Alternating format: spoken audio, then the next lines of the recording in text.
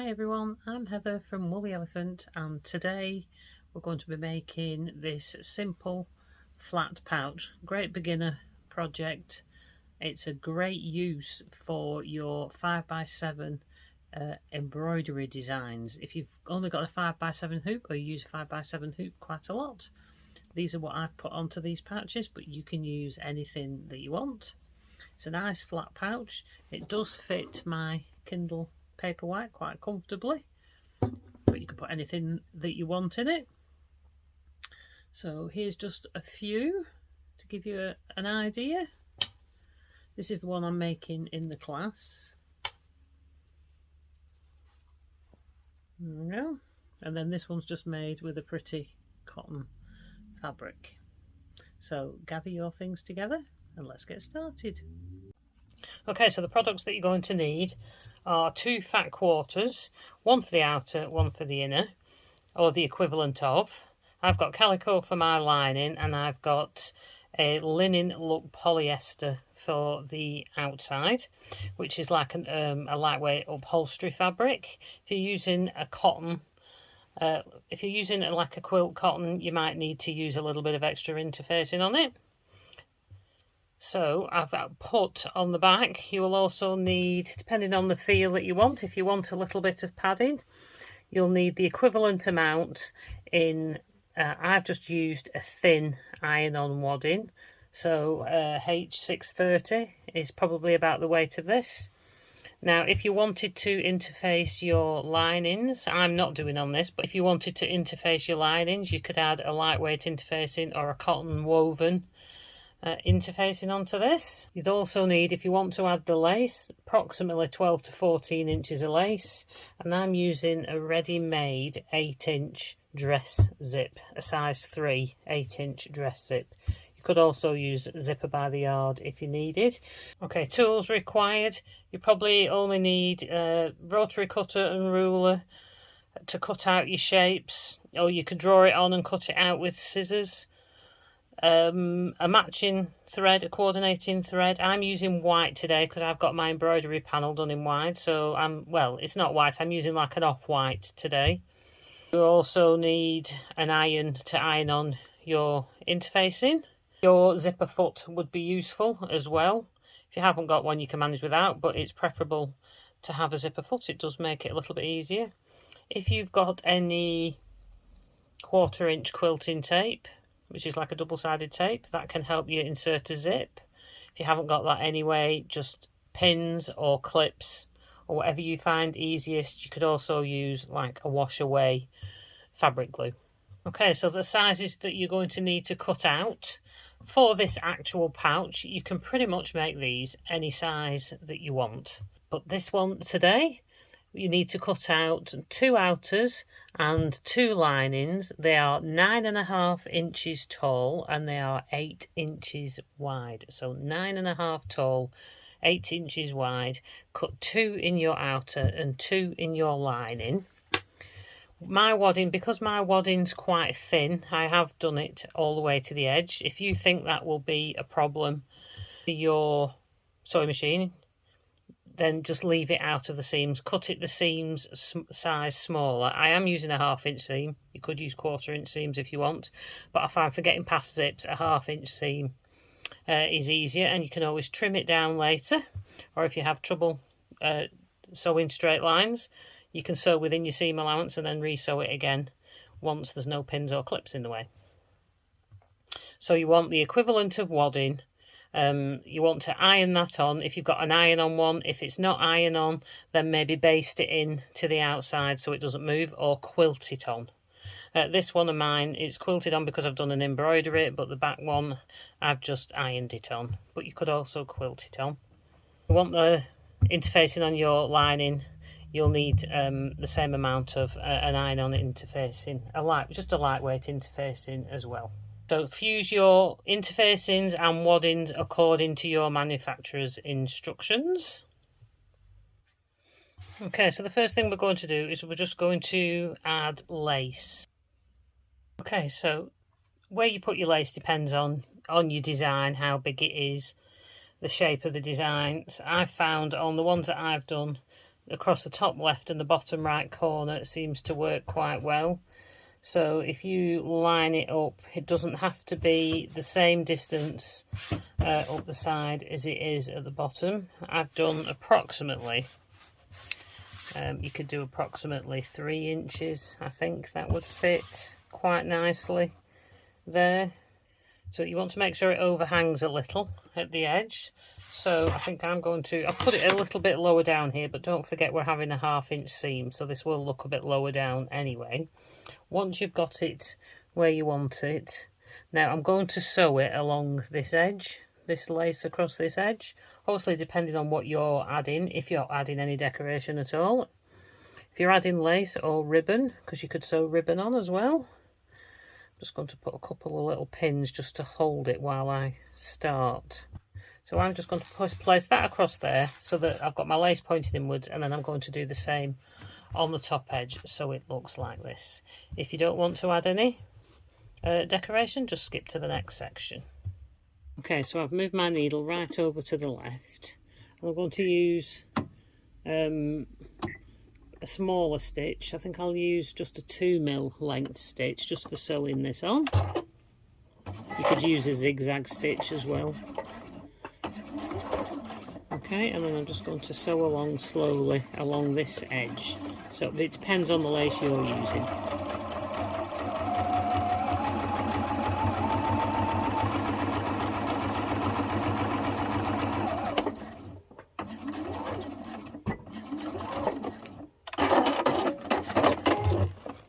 Okay, so that's all you need to do. So repeat that on your next corner, on your opposite corner. Okay, so I've sewn those on. I've trimmed the edges. Now, if you're using cotton lace like me, you might want to add a little bit of fray check on the edges if you have any, just to stop it fraying. That's a fray check, prim fray check.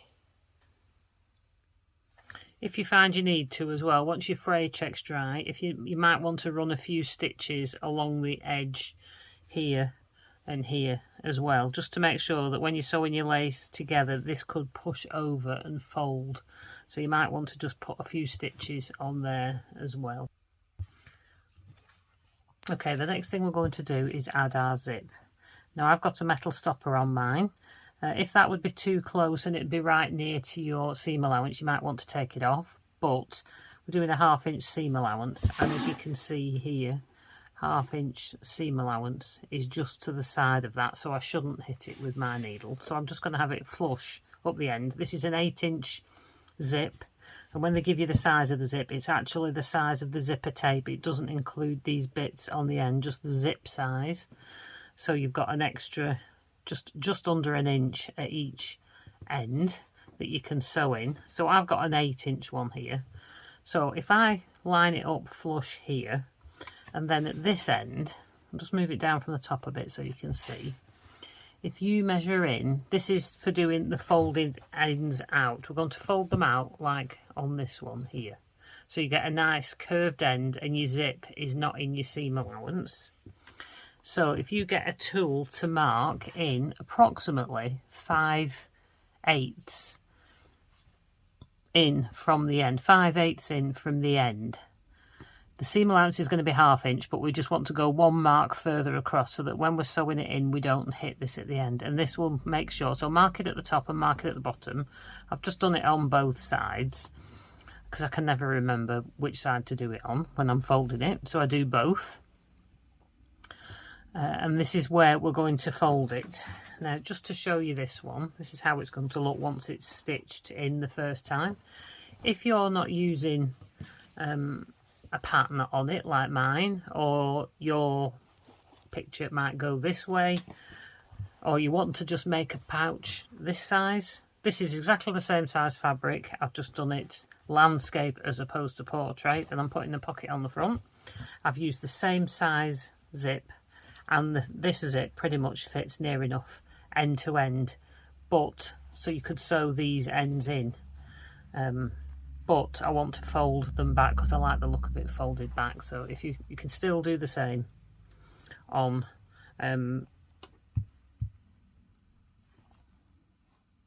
Okay, that just gives you an idea of this facing the other way around. Okay, so once you've marked it at the 5/8 mark, I'll just move this away. I'm just going to unzip it a little bit of the way, and then where this mark is, you just want to fold it down until that line meets your zipper, meets the actual zipper tape. So there's my line, and that meets the zipper tape there. Fold it, and then you get it at a 90-degree angle. Okay, you won't see that mark anyway because that'll be hidden within your seam allowance. Now when you've done that, it's folded it. Can you see it folds it in a little bit of a pleat? You push it back here so it folds there. Push it back here so it folds there on that line that you've made, that mark. Just hold it and push it up against your zipper teeth, so that this bit here is at the front and the fold, the pleat, is at the back, and the straight edge goes along those zipper teeth here. Now what I like to do here is glue it, hold it with a clip, and then leave that to dry. You could hand stitch a couple of little stitches there. I've done that before as well. Okay, so we're just going to repeat it on the other side. I've just added a little bit of glue just before that line, and then push it up just like we did before. Stick a clip on it. Now that should only take a couple of minutes to dry. Okay, as you can see, that's now stuck. That literally took 2 or 3 minutes. It is quite warm today, so it didn't take long. So now you need your front panel, and we're going to turn this over so it's facing down. So you've got your panel facing up, and then we're going to put our zip against the top edge and then clip this into place. You can use, this is where you can use your 1/4 inch quilting tape, your sticky, double-sided sticky tape. Not regular double-sided sticky tape because that can gum up your needle, but your 1/4 inch quilting tape, you could put that along there. But if you haven't got that, I thought I'll just do it like this. Okay, so that's all clipped into place. Now you might want to put your zipper foot on your machine right now, and then if you've got an awl of just a pokey tool or a pair of tweezers, these are handy to use now for helping you push it along when you're sewing on. Okay, as you can see, I've got my zipper foot on, so we're going to start at this end and just sew on your zip. So I like to do this, if you do on a size 3 zip like this, if you've got a zip foot that's like mine, I like to line up the outside edge of the zip with the edge of the foot here, and then the zipper should go under this section here, your piece where the zipper is. You'll be practically up against that and it'll go under this section here. You can see the needle is not going to hit this little metal bit here, it's going to go past it. Okay, so even though I'm clipped on, I'm going to hold it there. Sometimes with your zipper foot it can get a bit stuck at the end, so I'm just going to back stitch that to hold it on.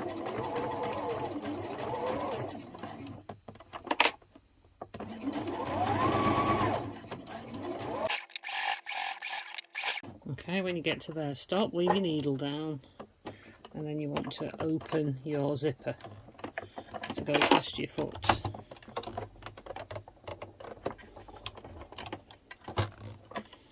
Okay, so you don't hit your foot, and then continue on.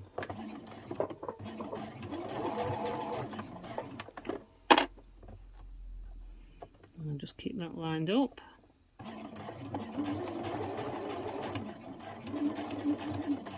By pushing it with your tweezers or your awl, it'll stop it pushing it this way too much. And just go over the end and then back stitch over that. You can't do that with a metal zip, so as long as it's an acrylic zip you're okay. Okay, so that's your zip sewn on that side. Okay, so I've just zipped my zip up a bit while I do this. So get your piece, one piece of your lining, and then we're going to line this up across the top. Again, you could use your 1/4 inch quilting tape if you have that. I'm just going to use clips. So we've got this right side up, and you're putting your line in. If it's a patterned one, you want to put it right side down onto your outer. So you're sandwiching your zip in between. Now when you put your clips on, make sure the curved bit goes underneath. So, because we're going to sew from the other side. Put that all the way along. Now when we flip it over, we'll be sewing from this end. So I'm going to just undo my zip a little bit.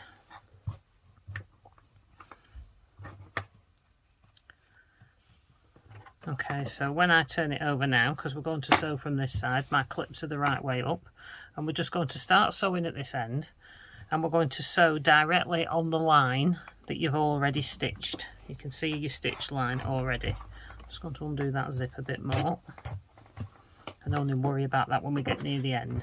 Okay. Okay, so I've got that underneath. Now you find with your zipper foot sometimes, because you're coming over the edge, it can be a bit difficult. So if you've got a bulky seam made like this, put that under the back to level your foot. If you haven't got one, you can just roll a little bit of cardboard up. You can use things, you can make use of all sorts. If you haven't got one, I could possibly lift my foot up and put my ruler under the back. Just make sure it doesn't come too far forward under the needle. Okay, so my foot's down.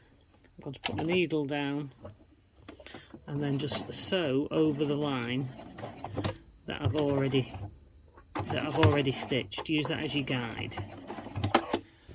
Okay. Use your tweezers or your awl to give it a push, and then just take your time and follow that stitch line.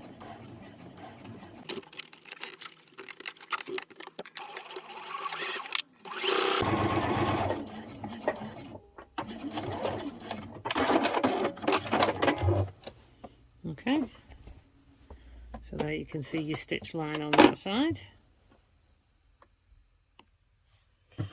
Okay, so before we trim this off, I just want to check everything first. Fold your lining back so it's behind. Make sure you've got a nice neat line, because then if you had a really wobbly line and you weren't happy with it, you could go back and unpick it. But if you followed the first line that you did, as long as that was straight, it should look nice and even, and you won't have too much zip showing. You can see it curves down inside, so you could give that a press. If you're using polyester like me, make sure to turn your iron down so you don't melt it, and maybe put something over the top to protect it. And then we'll top stitch it later when we've done the other one, so you give that a good press. Okay, so next you want to take your back panel, and then we're going to put this face down on top of that one so it's lined up with the zip, and then I'm just going to flip that over. I know I've got it the right way around then. Line again up with the top edge, and then clip that in place. We're going to sew on this side. Okay, so this time we're going to be starting from this end, which you find can be a bit more difficult because it can push your zip down, because we're starting at the opposite end. I'm just going to open that zip up now. I've clipped it in a bit further down, and I'll show you how we get on with that. I'm just going to add a little pin in there, can make it easier as well, so that bit doesn't shift. Okay, so we're back at the machine. Now this has just come unstuck a little bit, so I'm just going to push that. You can hold it with your tweezers. Now I'm going to start stitching a bit further down where I've just put that pin. Make sure it's all lined up. I'm going to start past this. I'm not going to start on there. I'm going to start a bit further past, so you can get the rest of your zip sewn on, and then you can go back and do that bit afterwards. Let me just move that. It's a bit fiddly, but start about there and just sew that on as just do a couple of little back stitches, sew off the end, sew to the end and back stitch, and then we'll come back and do this section. Okay, so you can see here I've got the main part of the zip sewn on, so that won't move, and then we're just going to sew this into place. So I'm just going to pull that down into place, push it under, put my foot down, that should be held in place now, put my needle down, and then it doesn't move, and then I'm going to sew and go back a couple of stitches first and then go back forward. And I find that a bit easier because if you go forward first, it pushes your zipper down this way and you might not get level ends. Okay, so I'm going to sew where I need to. Can you see? So that now should be, is pretty much level with that one. If you started here and then pushed forward, you could push the whole thing down, or if you start here and push forward, pushes the whole thing down. Okay, so you just want to get your other piece of lining and then clip that into place over there. Clip that into place up against the top edge there, and then turn it over and just stitch on the line that you've stitched previously, just like we did before, and then that'll be that ready to go. There we go. So you've got both sides sewn on. That's quite even. It really helps sewing over sewing the one line and then just turning it over and following that stitch line. You get it nice and even. So now you want to give this a good press all this out flat so it's away from the zip, and then do the same on the other side, press it away from the zip. Try and here at the ends roll your edges a bit so you don't have any lining showing, and then we're just going to top stitch both sides. You also might find it easy when you iron this down, if you add a couple of pins through, if you're not doing any faux leather or cork or anything like that, hold this taut and then put these through. It can help hold it quite flat so it doesn't roll up or move when you're sewing, and you'll get a nice neat it'll be nice and neat here and won't catch in your zip. So I'm just going to now stitch along the top both sides. I'm going to use between a 3.5, you can use between a 3.5 and a 4mm stitch length. You can back stitch at each end about 1/8 of an inch away from the edge. A bigger stitch looks nicer. Okay, there we go, that's top stitched. Now we've done that, I like to do this, I'll just take them pins out. I'm going to go back now and trim the ends of my zips off. I like to do it after I've done this because it stitches those ends down, just gives it an extra bit of security, but it's not going to pull out because there's an extra stitch lining.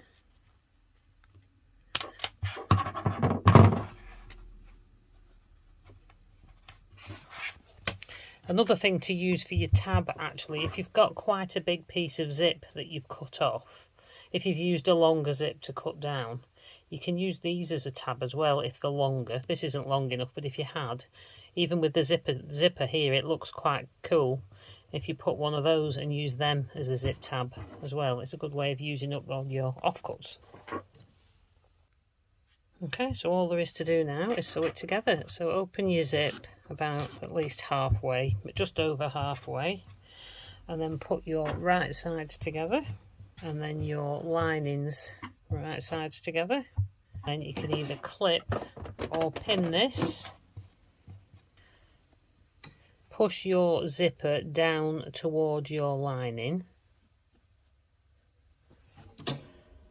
Make sure your two outers are lined up so it looks nice and neat at the end. I like to stick a pin in for this bit so it doesn't slip. Do the same on the other side. and then just continue to pin or clip it all the way around. You're going to leave about a hand's width either at the bottom or at the side for sewing, for turning through later. Okay, so there you go. As you can see, I've clipped it all the way around. I've left a hand's width. I'm going to do it on the side because there's more room there. I can leave a slightly bigger gap for turning it through. So I'm going to start here. I know that sounds crazy, but I'm going to start here. I like to sew over this bit first to make sure it's in place rather than sew all the way around and then it not be right. I'm going to start here and then sew over this seam. Sew to here and finish off, back stitch, jump across, back stitch here, and then sew all the way round. Okay, so I'm going to start here. Now you want to have your bulky seam made handy, or like I say, you could roll up a piece of paper or card to put under the back of your foot because you're going to need it over this section here. This tape is for my 1/2 inch seam allowance, so I know where to be up against. Oh, don't forget to change your stitch length back down to normal, a construction stitch, so about 2.4. And then I'm just going to back stitch.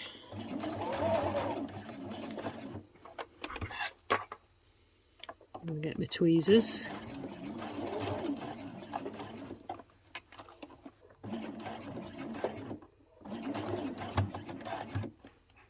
Now, if you've still got your metal stopper in there and you're not sure whether you're going to hit it or not, you can always just hand crank it across that bit. If you're not 100% sure you won't hit it, ever slightly, there.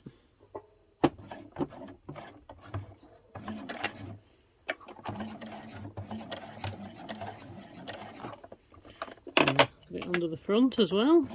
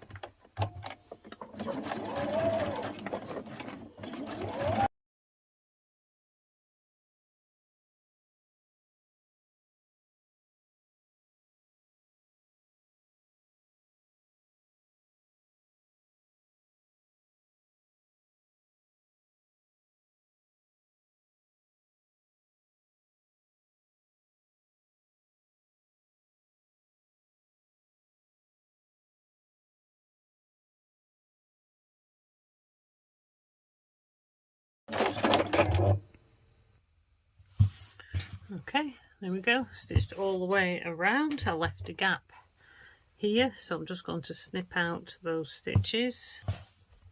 Okay, now I don't know if you can see here, I don't just back stitch at that piece there, I turn and stitch to the edge as well. You can see there, you can see it on the other side, you might see it on the other side better, a stitch down, because then when you're turning it through, there's quite a lot of stress on these points. It helps to not tear this bit and no stitches to pop undone, and if any pop undone, they're at this outside edge, not at this edge here. Okay, so I'm just going to trim my seams. So if you trim across all your corners close to your stitches but not through your stitches, so do that on all the corners and then trim all the way around, and then it helps to trim in at this bulky bit where the ends of the zip are as well. So I like to curve that in a bit and then just trim round to about 1/4 of an inch seam allowance. Leave it wider where your turning gap is here. Don't trim that. That's better if that's wider. It's easier to sew together afterwards. Okay, there we go. That's all trimmed. I'm now going to just turn it through.